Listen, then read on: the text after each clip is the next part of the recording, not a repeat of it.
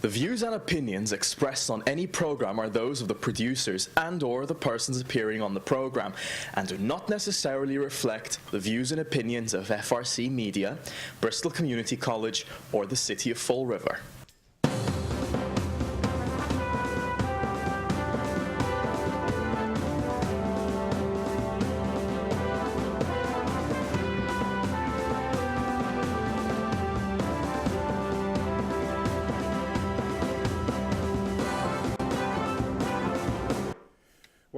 Welcome to Spindle City Straight Talk. I'm Chip. And I'm CJ. And it's Friday. And here we go. And it's a day. You know, the first thing we need to address, just so the people of Fall River know, Sunday, you may not have water. And if you do, it'll be brown. Yeah, if you do, it'll be brown. So the city sent out a notice on the 14th of April via their website. Nobody in Fall River knew about it. You know, this is how we inform people. We don't tell them. So the notice reads, public notice, the Fall River Water Division is implementing electrical improvements at our drinking water treatment facility. This requires a temporary shutdown of the facility, meaning no water shall be pumped. The shutdown shall be scheduled for a Sunday morning, as this is our lowest demand period. The planned shutdowns are as follows. April 24th, 2016, estimate of a 6-hour shutdown. There is also the potential for shutdowns on May 1st as a backup date. During these shutdowns, we shall use limited water in our storage tanks. We ask that all users minimize their water use. Customers may experience low water pressure, rusty water, and in some cases, short-term loss of water during the shutdown. Please conserve during these dates. Terry Sullivan, Administrator of Community Utilities. So again, Terry, I've got to say, absolute failure. Absolute failure. You failed to notify the public. And not only that, even if you did send out this notice, it says it will be shut down April 24th, an estimate of 6-hour shutdown. What 6 hours? Is it going to be from 12 to 6? You know, from noon to 6 p.m., from 8 o'clock in the morning? Is it they're going to shut it down at 6 o'clock in the morning till noon? I mean, it's just, you know, I mean, they're planning it at its lowest demand period, so why don't they have somebody come in a little earlier and do it where it's going to have the least interruption of service to the people? And how about overnight? Yeah. How about from midnight to 6 a.m.? Heaven forbid we do that. Yeah, I know, midnight to 6 a.m. That would make perfect sense. Most people in the city are asleep. The water demand usage is really low at that point, so why not do that? But again, absolute failure in notification, and of course, when you fail in Fall River, what do you get? You get a raise. Yeah, not only that, you know what they're going to say. If you know, we called them on it, you know what they're going to say? Well, we put it on the website. Well, yeah, well, you know what? And how many people really go to your website? How many people are looking for water alerts on the website? Exactly. You know, it's you know, and the funny thing is, we've invested in a reversed call notification system for snow removal, parking bans, school notifications. We couldn't send this out to everybody in that system. No, that would be the logical thing to do.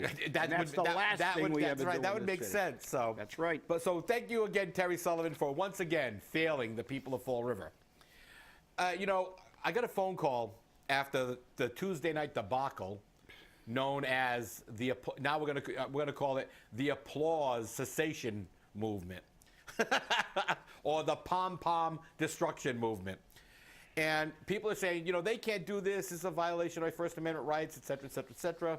And I know your position, Chip, because you believe that people have the right to express themselves no matter what. You would rather have the House of Commons than the City Council the way it is. True. But I mean, are they going to outlaw signing? Yeah, yeah.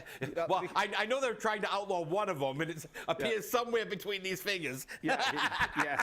But you know, it is ludicrous. It's ludicrous. Look, everybody can have their own opinion, and I'm not saying that, you know, even though I like the House of Commons where there's sometimes total disruptions, which to me is part of the process. If you're really allowing the people, what better thing than have, you know, your representatives be able to have a little really aggressive discourse.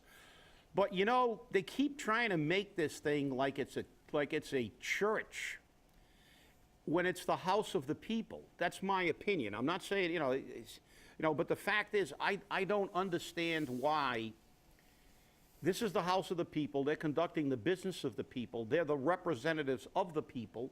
The Constitution of this state says they are at all times accountable to the people. So what's wrong with allowing them, if they like something, to clap? If they like someone's opinion and they support it, how are they going to know if they all sit there like mummies? You know, then it's their excuse. Well, we only had one person talk about this at Citizens Input. Well, if the other 50, 100 people that were there supported it, if they show some applause, well, okay. You don't have, the applause doesn't have to last for 5 or 10 minutes. But now they're saying you can applaud when they give out citations because that's politically good for them. Right. So everybody can clap when it's about them, but when the people decide to get their opinion, they can't. So my next question is to the city council, if you can clap during the presentations of certificates, can you boo the people who disagree with a citation? If they're giving a citation out to somebody that I don't agree with because it's all political crap, can I sit there and boo? Because, you know, clapping, but there's also, you know, you're allowing some kind of noise, so, is booing okay? I mean, you know, the whole thing is ludicrous. This nation was built on discourse. There was nothing more. There was nothing more that was a three-ring circus than the Continental Congress. They had people standing up wanting to execute people because they were traitors to the king. They wanted these people hung because they said they wanted to start a new nation. This nation was built on discourse and the ability. And I'm gonna quote John Kennedy here because I believe it very truly. He said that conformity is the jailer of democracy. When everybody thinks the same and talks the same and walks the same, that's conformity. And that is the jailer of democracy. The only thing that moves something forward is differing opinions. Doesn't mean the opposite opinion is right. Doesn't mean the opinion that's being accepted is right. But sometimes, as we've said time and time again, that's the only thing that actually moves things. Because then you can come up with something in the middle that may be the actual thing. This is an indictment of the way Fall River does business. The fact is that our politicians think they're some kind of monarchs, and now they outlawed pom-poms, by the way, too. They said you can't wave a pom-pom either, so it's like, I don't know. I mean, why do we bother going? We should just, the hell with it, just let them do. And that's what they want. They want to eliminate the public from the city council meetings so they can all stand up there and they can all editorialize for an hour on every little subject. And it's just, to me, it's disgraceful. Now that you got onto that, and welcome, Carlos. You were late. 3 demerits for being late. That's right. You'll be taken out back. You'll be taken out back and flogged later. I was 1 minute late. And now that you come onto that, there's an old saying: there is one law for the rich and the poor. But there's an actual phrase from a poet who says, it is supposed to be one law for the rich and the poor, not one for the poor and one for the rich. The rich don't sleep under bridges or steal bread. But for our city council, it's one law for the rich and the poor. And our city council president, like it or not, threw the gauntlet down on Tuesday night. And he said, no applauding, I'll clear the chamber, et cetera, et cetera. And that's fine. That is his right. That is his right. And I do believe in a little bit of decorum while you're in the chamber. You don't call a city councilor an idiot. You may say your vote's idiotic. Your statements were, the statements of the council have been moronic. But you don't say, Joe Smith, you're an idiot, you're a moron, whatever. Because you got to talk about the seat. So when there's one law for everybody, and I got numerous phone calls about it, and I and another viewer, who I have a great deal of respect for, we did a little bit of research. And under Subdivision 3, Section 292, addressing of the city council, every member of the city council, when about to speak, shall address the chair as Mr. President and confine himself to the question under debate, avoiding personalities. No member in debate shall mention another member by name. but may describe him by some designation as may be intelligible and respectful.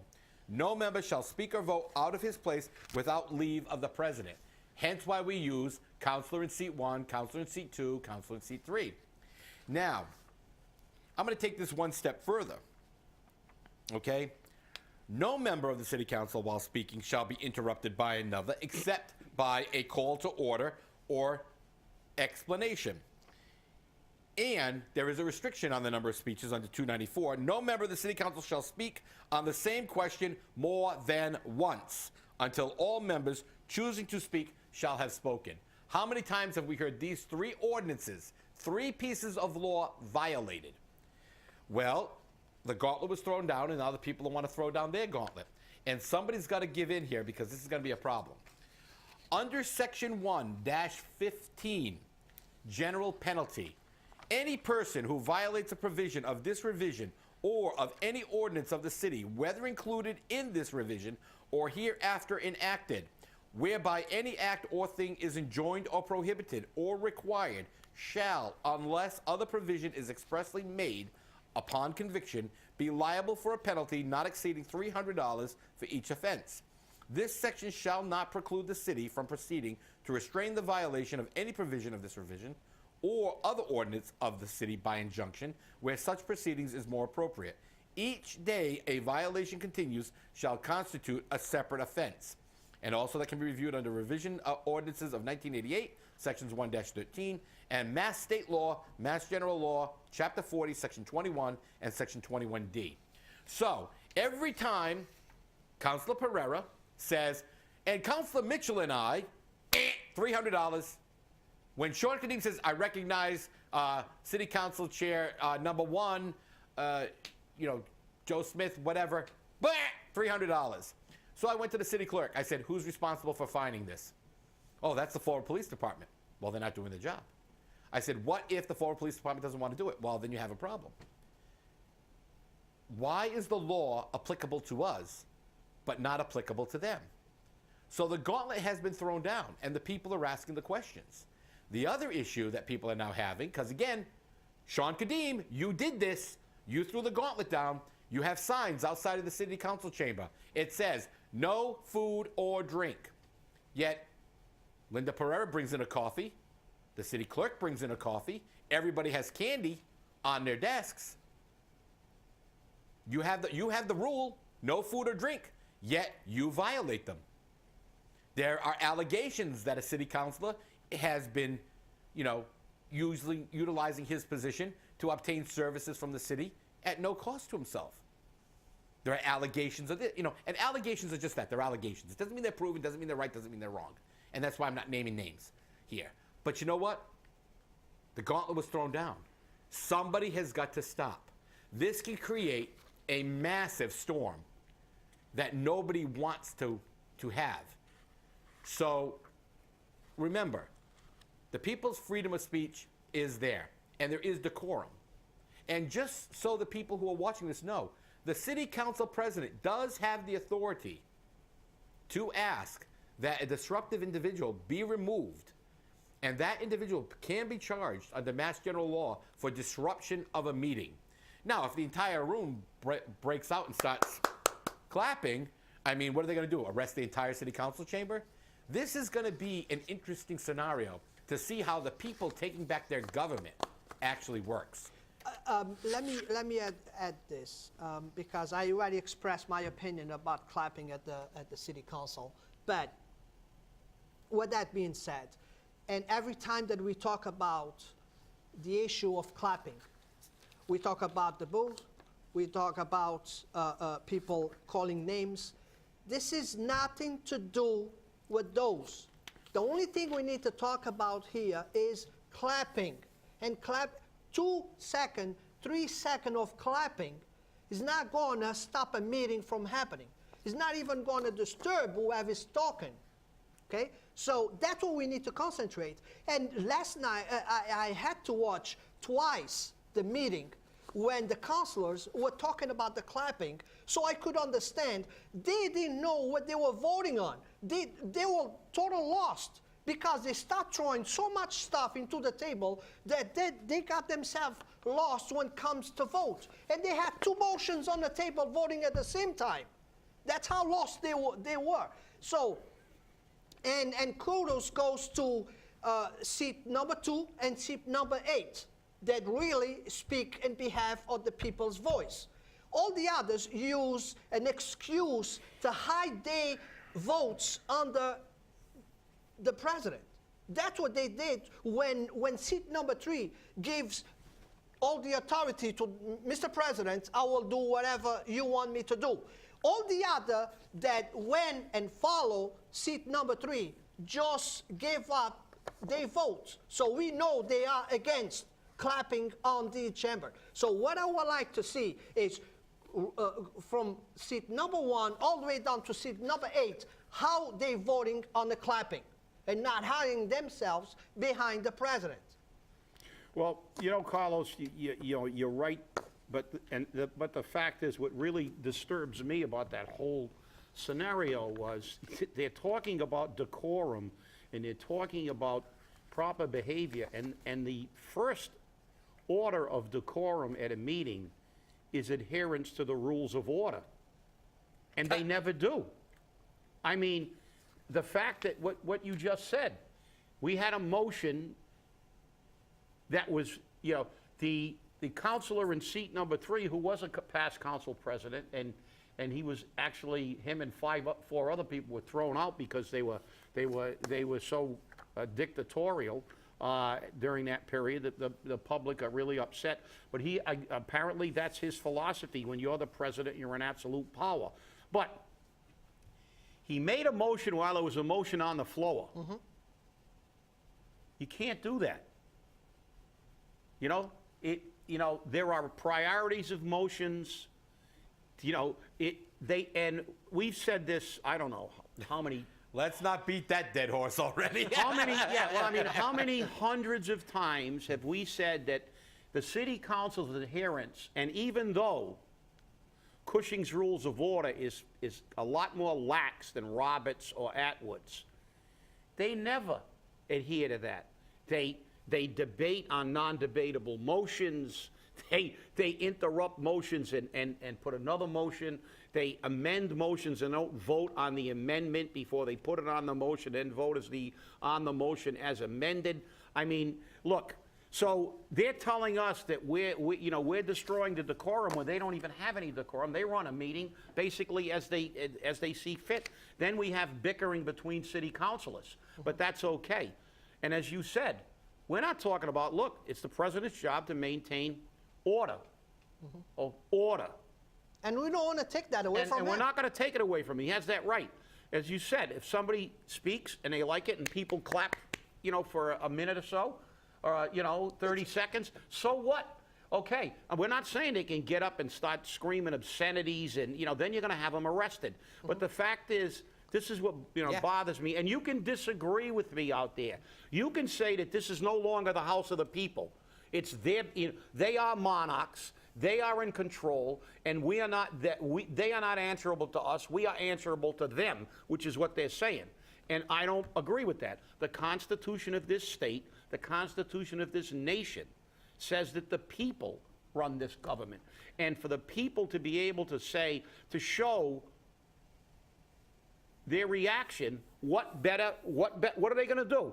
Have somebody speak at public input and have people mail in whether they agreed or not? You have people there. If they agree with something or they think something's a really good point, let them clap. We're not talking about disruption. We're talking about the people expressing the way they feel. And then what happens is when you don't allow people to express the emotion, happens what I witnessed after the meeting. Because that's another hour show. Well, what happened there after the meeting, okay, that the people now just remove the Band-Aid from their mouth, right. They express themselves. And another thing is, Tuesday, I saw 3 police officers. Don't we have enough crime on the city to better use our police department that have 3 police officers in a city council meeting? We went from 1 police officer to 3 police officers on the chamber. What's going on in here? No, you're right. And the thing is, it's funny you talked about tape. I made the front page of the Herald News once with masking tape over my mouth at a meeting because the city council scheduled a special meeting at a special time and wouldn't allow citizens' input. And it was about the contract fire chief. Well, you know, and the fact is that this has always been a problem in Fall River. Once the city council or a mayor gets their mind set that they want to do something, they don't even allow public debate. They do everything in their power to eliminate the people's ability to show how they feel. They scheduled a special meeting. They sent, of course, Bob Carrera is a former state rep. He sent that thing up on a jet plane to Boston, and they ramrodded that thing through, even though it was wrong. And, you know, they violated the law, but they got it through so quickly, we had no recourse. They'd already done it. But this is another example of how they ignore us, and they not only ignore us, if they know there's enough people upset, they completely eliminate debate. They'll call special meetings and have no citizens' input. They don't want to hear it. But basically what they're saying is, listen, we've made up our mind. We don't give two craps about what you people want, and we're just going to do it. And you have City Councilor Ray Mitchell saying, I don't listen to citizens' input anyways. So we know, and I said that before I had my citizens input this time out, but enough of beating this dead horse, because you know what? The City Council should be dealing with more important information. We will have more in 2 weeks. Yeah, Power to the power to the people. Yeah. You know, in the paper again, Steve Camara, foreclosure on his property, failure to pay his mortgage, and this is the guy that, you know, he's amazing. So we have 2 city councilors now in foreclosure. One is the financial whiz kid, according to the people of Fall River, and, you know, the city council and everybody under the sun, he was the financial whiz kid, yet he can't even manage his own home finances. Why should he be able to manage Fall River's finances? And Steve Camara. And Steve Camara's loans are guaranteed by CDA money. That's Fall River money. So this is questionable. And at this point, I think what people are asking for of resignations of some of these people is probably appropriate. But I think one of the big things that we have to realize is, and I have information about the school committee and everything, but we're really running out of time. I always hate that. We need 5 hours for a show, and people would watch. But just looking at these numbers, you know, it's like, how it's possible? Somebody cannot even get $100,000. How it's possible? Well, let me. I got to say this. I know we're running credit, but the quote from him. This is the real world of a property owner, unquote. Yeah. Well, guess what, Steve? You don't worry about the real world of the property owner when you increase fees and taxes for the people that make a lot less money than you do. So, you know something? Let's remember the real world that we live in Fall River. And he blames all I got to say about this. And he blames his tenants. He says his tenants aren't paying the rent, so that's his problem. Well, but, you know, Mary Sahadi was on Radio Pravda today. And by the way, I know that Bobby Karen watches because there was a request to put a recording on our show that came from another viewer, and I don't think it's appropriate. I have it set up to play, but I'm not going to. Sorry, viewer. And she's saying how, you know, this is, you know, Fall River's bonding for police cars and trucks for 15 years, and we know these vehicles aren't going to make 15 years. And Faust Fiore, Chris Pereño, and Mary Sahadi threw the Sutter administration and the Flanagan administration under the bus. But meanwhile, they didn't say, oh, by the way, those bonding issues had to be approved by the city council, which, who was on the city council at the time? The mayor, the current mayor. So the current mayor approved these bonding. So guess what? He's just as liable. So Mary Sahadi, we already know that your company, by your partner's testimony, doesn't do their job anyhow. And we have that printed deposition, sworn deposition. So don't come back and say, you guys are slandering me, it's libel. No, it's fact. We have it. I have to clarify. They said they did it because of the lack of data that the city had. They didn't keep records. Right. They don't have sufficient records. But let me say something quick. I think CJ, we have to consider doing another special on the way we bond and the way we pay things, because we're going to be looking up campaign finance reports, because we're paying 4 or 5 different companies to do fundamentally something you could get one company to do and save a lot of money. So we have to get to the bottom of why we do this, because why should we be paying 4 different companies unless we're looking for 4 different people to give to our campaigns?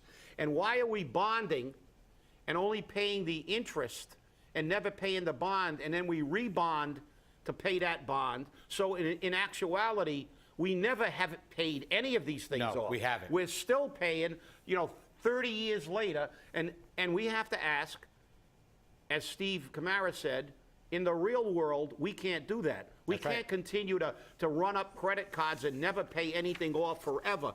And I think we really need to do a special on Well, that. we'll have to get together and do that in a production meeting. Okay, the press release from the mayor announcing the committee to select it. We don't have a lot of time. We got less than 4 minutes. The members of the search committee for the superintendent is Rebecca Cusack, Lorraine Gagne of the Florida Educators Association, Matt Dismaris representing school administration, student representative Meredith Forcier, Nick Christ of the Chamber of Commerce, Durfee High School principal Maria Ponce, school committee members Mark Costa, Edward Kostar, and Melissa Panchley, Chris Parreño representing the mayor, parent representatives Stephanie Picard, Chanel Stewart, Nicole Shaws, and Michael Salmon, Bill Perkins of People Incorporated, Joanne Pelletier of Bristol Community College, and the Mass Association of School Committees Consultants Jim Hardy and Glenn Kauscher. The mayor said, "I'm going to take a step back from the search committee's work. The recommendations will be entirely their own. When their work is done, I'll be closely involved as a chairman of the school committee. It is a great committee full of talented, public-minded people, and I'd like to thank them publicly for their service. I'm looking forward to the process." Guess what, Mr. Mayor? You didn't step back because you want to give them free rein. You step back because if you're on that committee, it then becomes a meeting where you have to have open meeting law violations. And not only if you're not that, announcing them. you put the people on the committee, so you know they're going to look that way. I served for 2 meetings on a superintendent search committee, once with the Education 2000, and I resigned because after the second meeting, I realized that it was all a bunch of, it was a dog and pony show. That's all it is. And they were going to pick the only candidate who didn't have a PhD as a That's right. superintendent. And so I resigned from the committee. I said, I'm not going to justify this process by being part of it. I said, because I can already name the superintendent of schools. And I'll guarantee you that once we know who the candidates are, you and I can sit down in less than 2 seconds, pick who that is. Because this list of people is a joke. It's a joke. The only person on that entire list I think I have any respect for is Maria Ponce, the Durfee High School principal. And now that we get to Durfee High School, because we only have 2 minutes left, the high school report on Durfee High School. Student-teacher ratio, 13 students to 1 teacher. And they take in everything into account, even though some teachers aren't teaching. And the college readiness quotient, 16.2% of the students are ready for college when graduating. Isn't that poor? But we have a great school system, thanks to Meg Mayo Brown. Our rankings, we have no awards. We have no national rank. We're unranked nationally. Total enrollment is 2,253, 35% are minorities, 70% are economically disadvantaged, with 178 full-time teachers. Test scores, again, 16.2% college readiness. Okay. I think we need another special just on the school department. I think it's unfortunate that these figures weren't read off when they gave Meg Mayo Brown that glowing introduction when she appeared before the city council. I know. And how she turned our school system around and what a great job she was. It's the same one they wanted to boot, and then when she gets in front of the council, again, they create a myth. We're Right. going to let her go with all these bouquets that if you did turn the school system around, okay. But let's see the numbers. 16% ready for college. Yep. That means 84% aren't. That's right. And another true story from Mick Mayo Brown. I don't have to come and ask $500,000. I found a way for you to give me that money. There you go. I'm glad she can find it because we need it. Hey, thanks for watching. We'll see you on Monday. Have a great weekend. Remember, somebody pick up that gauntlet already. And don't clap. Stay angry and demand a special on how we handle our bonding.